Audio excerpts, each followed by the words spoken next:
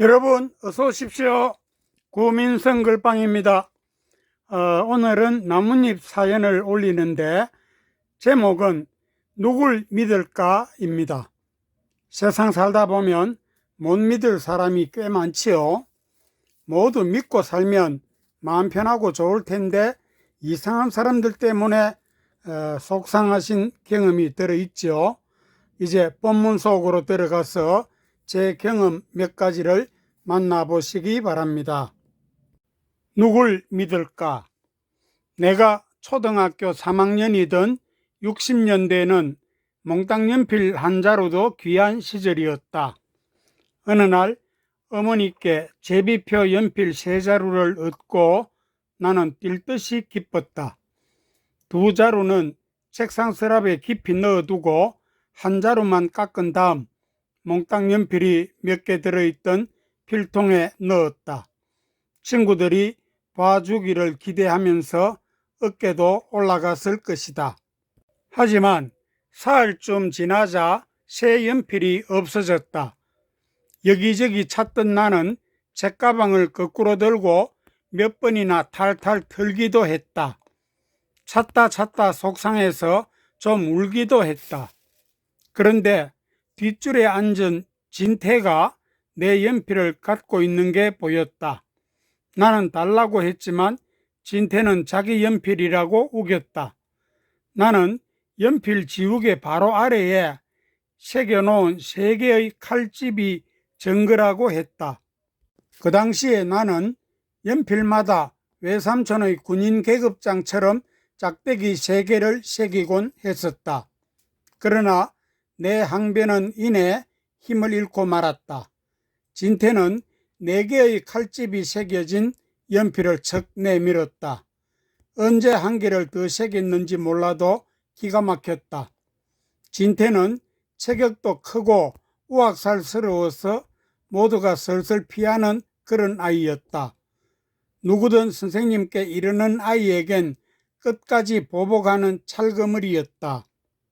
중학교 다닐 때는 동네 이발관에서 새 우산을 잃어버렸다. 이발관 주인은 끌레 같은 우산을 나에게 주었다. 주인은 아까 먼저 나간 손님이 실수로 바꾸어 갔을 거라고 했지만 내 생각에는 주인의 소행인 것 같았다. 하지만 나는 따지지 못하고 다 떨어진 그 우산을 들고 나왔다. 물론 그 이발관은 그날로 끝이었고 그 후로는 업사무소 옆의 이발관까지 다녔다. 대구에서 학원 강사 생활을 할 때였다. 어느 날 출근하니까 원장 부인은 초시계가 없어졌다면서 나에게 의심의 눈길을 보냈다. 초시계는 내가 수업 시간에 항상 쓰는 학원 비품인데 그걸 내가 훔쳐서 어쩐다는 말인가. 너무 억울해서 가슴을 쳤다. 하지만 그녀는 나의 탄식까지도 과장된 연기라고 몰아세웠다. 그 자리에서 나는 학원에 사표를 냈다. 그리고 마지막 월급에서 초시계 값을 공제하라고 했다. 그런데 퇴근할 때쯤 그녀가 초시계를 찾았다며 사직서를 되돌려 주었다. 나는 공제했던 초시계 값만 되돌려받고 그 학원을 그만두었다. 3층 계단을 내려오면서 침 3번 뱉은 것이 내 보복의 전부였다. 퇴! 건축업을 하는 지인에게서 공사용 강목을 많이 얻었다. 1톤 트럭에 석 대분이니까 엄청나게 많았다. 아마 그 정도면 목조주택 한 동을 짓고도 남을 것이었다. 다음에 내 농장을 지을 때 쓰려고 친구의 빈 창고에 맡겨두었다. 그런데 그 많던 나무가 어느 날 그림자도 없이 사라졌다. 나는 경찰에 신고하면서 유력한 용의자도 알려주었다. 용의자는 그 창고의 전 주인이며 근처에서 소를 많이 키우는 사람이었다. 나는 그의 축사에 슬쩍 가서 확인했다. 그 축사의 기둥은 모두 나의 강목으로 바꾸는 중이었고 남은 나무들도 여기저기에 야적되어 있었다. 그런데 나는 그 나무를 단 한 개도 못 찾았다. 사람들은 그 나무가 내 것이라는 증거가 없고 더구나 그 용의자는 누구도 당하기 어려울 정도의 막가파라고 했다. 그때 나는 혈당이 너무 높았으며 스트레스를 조심해야 할 때였다. 남과 싸우는 것은 치명적이다. 나무보다는 내 몸이 더 중요하다는 생각에 싸움을 포기해버렸다. 경찰서에 다니며 조사받고 상대와 다투다 보면 나무도 찾기 전에 몸을 먼저 망친다는 지인의 충고를 듣고 꼴이 내린 것이다. 몇 달 전에는 내가 좋아하는 청국장 집에 가서 점심을 먹었다. 한옥 건물이라 남들처럼 대똘에 운동화를 벗어두고 들어갔다. 언제나처럼 밥은 맛있게 먹었다. 그런데 나올 때 보니 내 운동화가 없는 거였다. 꽤 이름 있고 비싼 새 신발인데 아깝고 기분도 나빴다. 대똘에 있는 비슷한 색깔의 다른 운동화를 들고 다니며 주인을 찾았으나 없었다. 비슷한 그 운동화는 난장에서나 파는 값싼 신발이었다. 색깔만 비슷했지 착화감은 전혀 달랐다. 남의 신발을 신으면 착화감이 다른 것은 누구나 금방 안다. 그런데도 신고 간 걸 보면 의도적인 바꿔치기 수법일 것이다.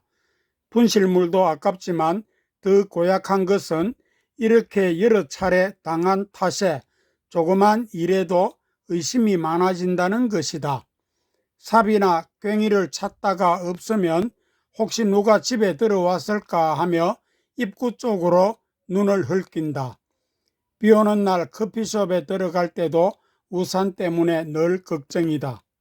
우산 꽂이에 넣고는 잘 보이는 쪽에 앉아서 지켜본다.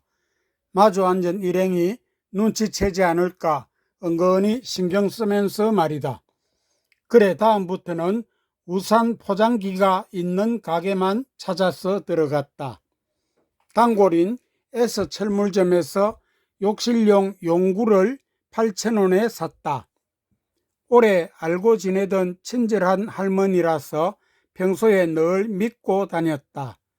나는 다른 철물점엔 아예 안 다녔다. 그러다가 몇 달 후 그 용구가 망가져서 찾아갔더니 마침 여름 휴가 중이라는 종이가 붙어 있었다. 도리 없이 근처의 제2공구점에 갔더니 똑같은 상품이 5,000원이라 했다. 세상에 아는 사람이 도둑놈이라더니. S철물점은 옛날 상인이라서 사람 봐가며 가격을 다르게 부를 수도 있다. 같은 상품이라도 아침 저녁으로 가격이 바뀔 수 있다. 그러나 제2공구점은 젊은 주인이 직접 장사를 한다. 그 가게에는 상품마다 바코드가 있어서 언제나 같은 가격이다. 물론 재래시장을 보호하자는 호소에 나도 심정적으로는 공감한다. 하지만 재래시장의 상인들 스스로 영업 방식을 바꾸어야 할 것이다. 야무진 손님은 값을 깎거나 덤까지도 요구하지만 흥정에 서툰 사람은 부르는 대로 돈 주고 산다. 그래서 소위 바가지를 쓰기도 하는데 그게 싫어서 대형 매장을 찾는 일이 많다. 상인보다 바코드를 더 신뢰하기 때문이다. 뉴스를 보면 양심 훔치는 사람이 무척 많다. 어쩌면 양심 자체가 희귀 심리처럼 변한 것 같다. 거짓과 윗선, 협잡, 눈속임, 들켜도 계속 우기기, 도망가기 등등. 특히 공직자와 정치인들의 양심 실종에 대해서는 분노가 더 커진다. 그들은 이미 많은 혜택과 권한을 누리고 있으면서도 끝없는 탐욕으로 뱃속을 채운다. 그 결과 처벌을 받거나 존경과 신뢰를 잃어버린다. 한마디로 말해서 믿을 놈이 없다는 것이다. 선진국처럼 거짓말쟁이라는 말이 수치스럽고 심한 모욕을 느끼게 하는 사회가 되면은 좋겠다. 몇 달 전 그 강목 도둑의 집에는 큰 화재가 일어났다. 나무 기둥은 물론이고 축사 전체가 다 타버렸더라. 그리고 어릴 때 내 연필을 훔쳐갔던 진태는 어른이 되어서도 좀도둑질로 감옥을 들락거리더니 환갑도 못 넘기고 알코올 중독으로 죽었다. 그의 두 아들도 사기, 절도, 도박으로 세상의 그늘 쪽만 기웃거린다는 소문을 들었다. 아비에게 뭘 배웠을까? 이마에 떨어진 물은 발등에 떨어지는 법이지. 참 험한 인심들이 아무렇게나 굴러다니는 세상이다. 그런 중에도 저 자신의 이익을 위해 내게 거짓말하지 않는 지인이 몇 사람 있어서 고맙게 보듬는다. 그리고 나도 지인들에게 신뢰감을 주는 사람인지 늘 살펴봐야 될 것이다. 끝. 그런데 이 글을 쓰면서 조금 궁금한 게 있습니다. 거짓말 잘 하는 사람도 남에게 거짓말로 속으면은 기분 좀 나쁘겠죠? 안 그럴까요? 좋습니다. 자, 오늘 구독, 좋아요, 알림 설정, 따뜻한 격려입니다. 한 번 더 부탁드리고, 오늘 이야기 여기까지 하고 다음 시간에 또 뵙겠습니다. 고맙습니다.